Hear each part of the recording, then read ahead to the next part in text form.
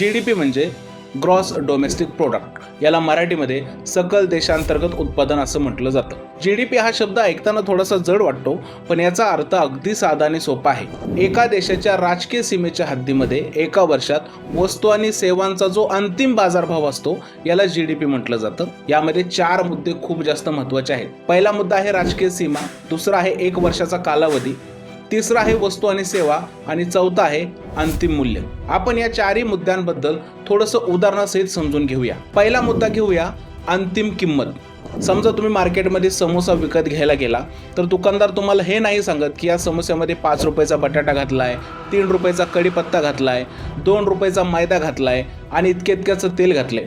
तो काय सांगतो की हा समोसा 15 रुपयाला मिळेल, म्हणजे त्या समोस्याची अंतिम किंमत झाली. तो डायरेक्ट समोस्याची किंमत 15 रुपये एवढी सांगतो. यालाच त्या वस्तूची अंतिम किंमत असं म्हणतात. म्हणजे वस्तू तयार झाल्यानंतर ज्या किमतीला विकली जाते ती त्या वस्तूची अंतिम किंमत असते. त्यानंतर दुसरा मुद्दा आपण समजून घेऊया, ते म्हणजे वस्तू आणि सेवा. हे दोन्ही मुद्दे थोडेसे वेगवेगळे आणि खूप जास्त महत्त्वाचे आहेत. वस्तू कशाला म्हटलं जातं? पैसे दिल्यानंतर त्या बदल्यात जी गोष्ट आपल्याला मिळते त्याला वस्तू असं म्हटलं जातं. जसं की मार्केटमध्ये आपण कपडे खरेदी करायला गेलो त्यावेळेस आपण त्यांना पैसे देतो, त्या बदल्यामध्ये आपल्याला शर्ट, पॅन्ट, चप्पल इत्यादी गोष्टी परत मिळतात.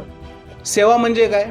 समजा तुम्ही एखाद्या 5 स्टार हॉटेलमध्ये राहायला गेला, तुम्ही तिकडे पैसेही दिले, त्या पैशांच्या बदल्यात त्यांनी तुम्हाला हॉटेल दिलं नाही, पण तुम्ही जेवढ्या दिवस त्या हॉटेलमध्ये राहिलात त्याची त्यांनी तुम्हाला सेवा दिली, यालाच सेवा असं म्हटलं जातं. तिसरा मुद्दा आहे 1 वर्ष. GDP हा 1 वर्षासाठी मोजला जातो. अगदी मुद्दा सोपा आहे, हा एक ठराविक काळ आहे आणि हा तुम्हाला अगदी सहज समजेल. चौथा आणि शेवटचा खूप जास्त महत्त्वाचा मुद्दा आहे, ती म्हणजे राजकीय सीमा. GDP मोजताना देशाची भौगोलिक नाही तर राजकीय सीमा पाहिली जाते.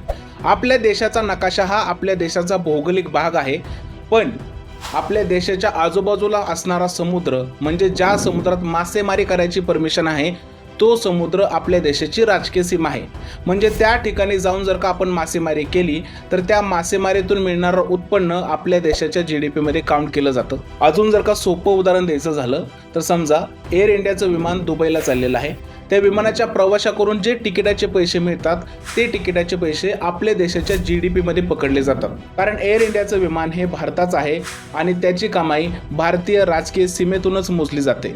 आता हे 4 मुद्दे लक्षात ठेवा, म्हणजे तुम्हाला GDPच्या बाबतीत सर्व काही समजेल. एका वर्षात राजकीय सीमेअंतर्गत वस्तू आणि सेवांचा जो अंतिम बाजारभाव आहे त्यालाच GDP म्हटलं जातं. आपल्या देशामध्ये कार तयार होते, कपडे तयार होतात, रबर तयार होतो, अशा लाखो वस्तू आपल्या देशामध्ये बनतात आणि लाखो सेवा सुद्धा आपल्या देशामध्ये दिल्या जातात. जसं की पर्यटन स्थळ असेल, लॉजिंग असेल, ट्रान्सपोर्ट असेल, अशा अनेक सेवा दिल्या जातात आणि या सगळ्यातून होणाऱ्या अंतिम कमाईला GDP असं म्हटलं जातं. आणि म्हणूनच म्हटलं जातं, ज्या देशाची GDP चांगली तो देश प्रगतीपथावर आहे.